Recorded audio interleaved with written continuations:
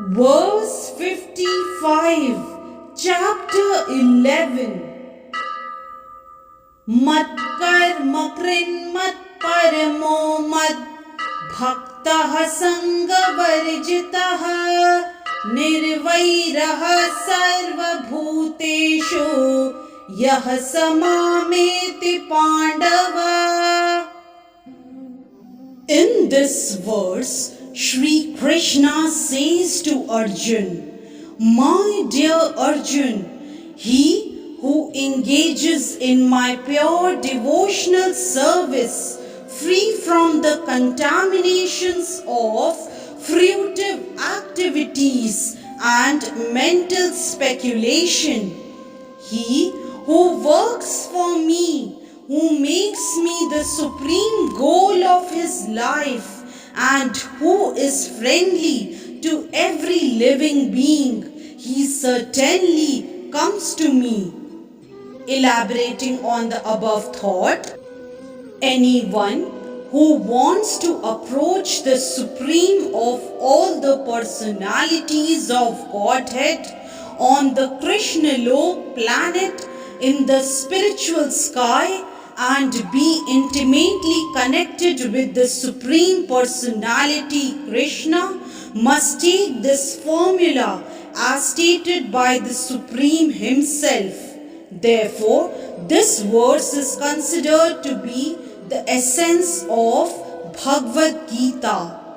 The Bhagavad Gita is a book directed to the conditioned souls who are engaged in the material world with the purpose of lording it over nature and who do not know of the real spiritual life.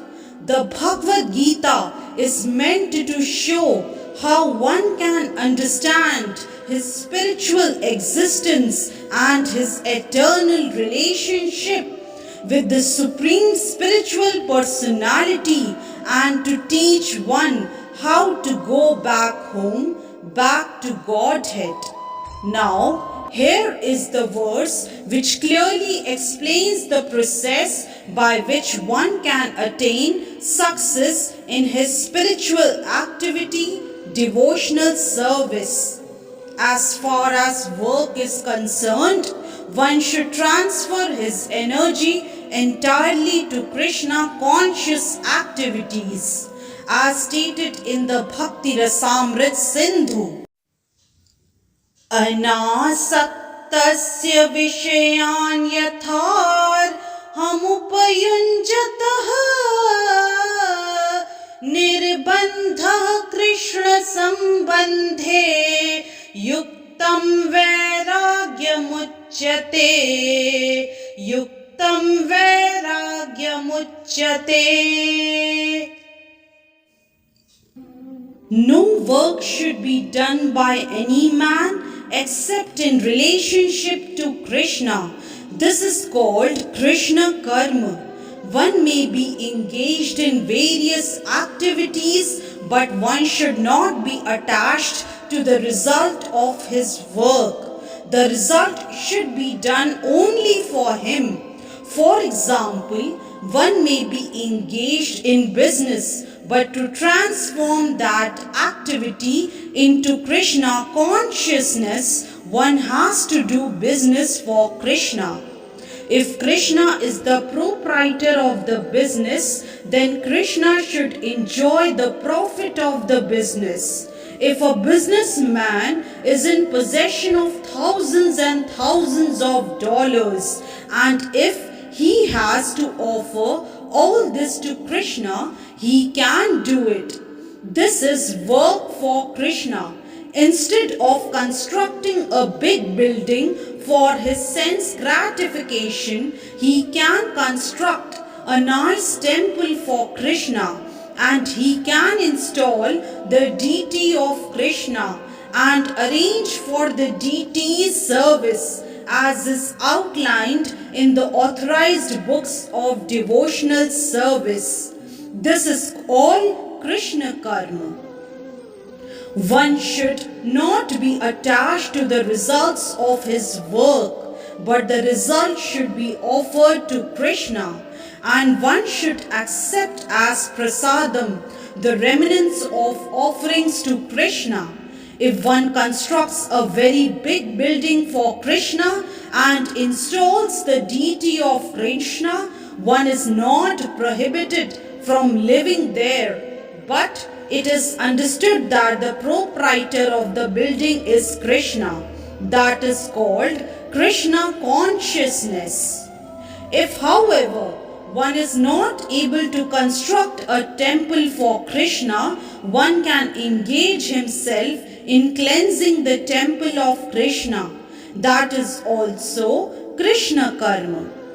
One can cultivate a garden. Anyone who has land in India, at least any poor man has a certain amount of land, can utilize that for Krishna by growing flowers to offer him. One can sow tulsi plants because tulsi leaves are very important, and Krishna has recommended this in Bhagavad Gita. Patram pushpam phalam toyam. Krishna desires that one offer him either a leaf or a flower or fruit or a little water, and by such an offering he is satisfied. This leaf especially refers to the tulsi, so one can sow tulsi and pour water on the plant. Thus even the poorest man can engage in the service of Krishna. These are some of the examples of how one can engage in working for Krishna. The word Matparamaha refers to one who considers the association of Krishna in his supreme abode to be the highest perfection of life. Such a person does not wish to be elevated to the higher planets such as the moon or sun or heavenly planets or even the highest planet of this universe, Brahmalok. He has no attraction for that. He is only attracted to being transferred to the spiritual sky. And even in the spiritual sky, he is not satisfied with merging into the glowing Brahma Jyoti effulgence, for he wants to enter the highest spiritual planet, namely Krishna Lok, Golok, Vrindavan. He has full knowledge of that planet, and therefore he is not interested in any other. As indicated by the word Madbhaktaha, he fully engages in devotional service, specifically in the 9 processes of devotional engagement: hearing, chanting, remembering, worshipping, serving the lotus feet of the Lord, offering prayers, carrying out the orders of the Lord, making friends with Him, and surrendering everything to Him. One can engage in all 9 devotional processes, or 8 or 7, or at least in one, and that will surely make one perfect. The term Sangra Varjitaha is very significant. One should disassociate himself from persons who are against Krishna. Not only are the atheistic persons against Krishna, but so also are those who are attracted to fruitive activities and mental speculation. Therefore, the pure form of devotional service is described in Bhakti Rasamrit Sindhu as follows. Anyabhilashita shunyam jnana karma dhyanavritam anukulyena krishnano shilanam bhaktiruttama Uttama. In this verse, Srila Rupa Goswami clearly states that if anyone wants to execute unalloyed devotional service, he must be freed from all kinds of material contamination. He must be freed from the association of persons who are addicted to fruitive activities and mental speculation. When freed from such unwanted association and from the contamination of material desires, one favorably cultivates knowledge of Krishna, that is called pure devotional service. Anukulyasya sankalpa pratikulyasya varjanam. One should think of Krishna and act for Krishna favorably, not unfavorably. Kans was an enemy of Krishna's from the very beginning of Krishna's birth. Kans planned in so many ways to kill him, and because he was always unsuccessful, he was always thinking of Krishna. Thus, while working, while eating, and while sleeping, he was always Krishna conscious in every respect.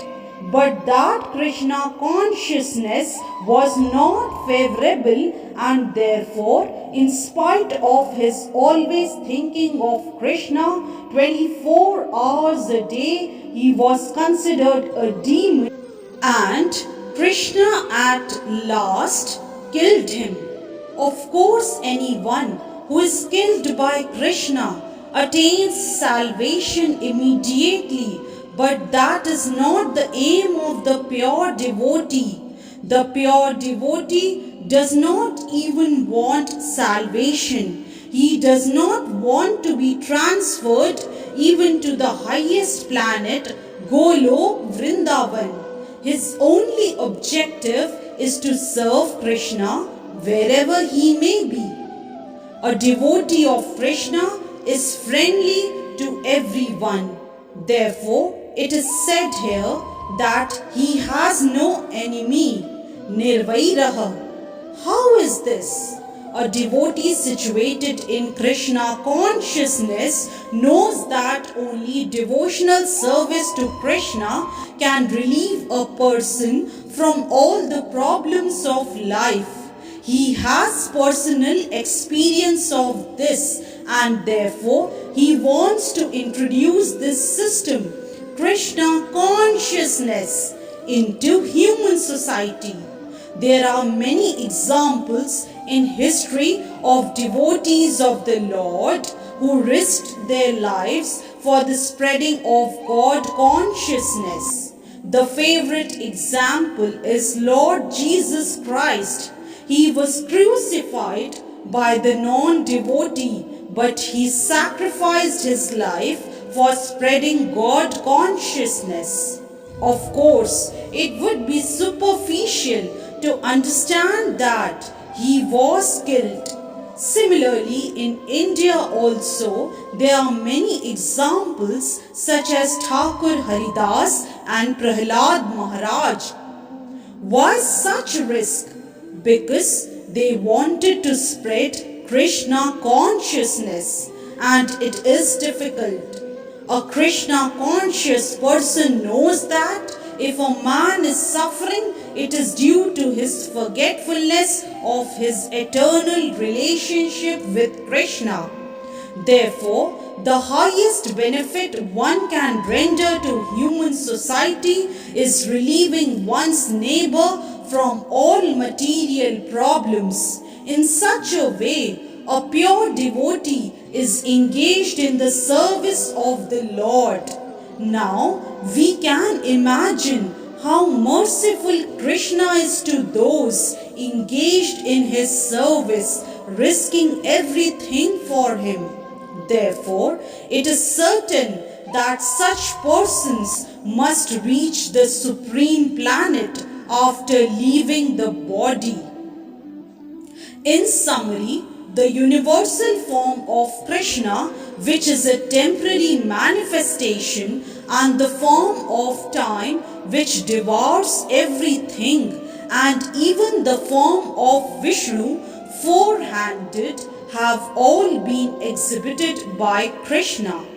Thus, Krishna is the origin of all these manifestations. It is not that Krishna is a manifestation of the original Vishwaru or Vishnu. Krishna is the origin of all forms. There are hundreds and thousands of Vishnus, but for a devotee, no form of Krishna is important, but the original form, two-handed Shyam Sundar. In the Brahma Samhita, it is stated that those who are attached to the Shyam Sundar form of Krishna in love and devotion can see him always within the heart and cannot see anything else. One should understand, therefore, that the purport of this 11th chapter is that the form of Krishna is essential and supreme. Thus end the Bhakti Vedanta purports to the 11th chapter of the Srimad Bhagavad Gita in the matter of the universal form. Hence, verse 55 of chapter 11 is explained. Hare Krishna. If you like today's video, please do like, share, subscribe and comment on the channel Mystic Faith. Om Tat Saditi Srimad Bhagavad Gita Su Upanishadsu Brahma Vidyayam Yoga Shastre Shri Krishna Arjuna Samvade Vishwarupa Darshana Yoga Nama Ekadashodhyayaha Harihi Om Shri Gurubhyo Namaha Harihi Om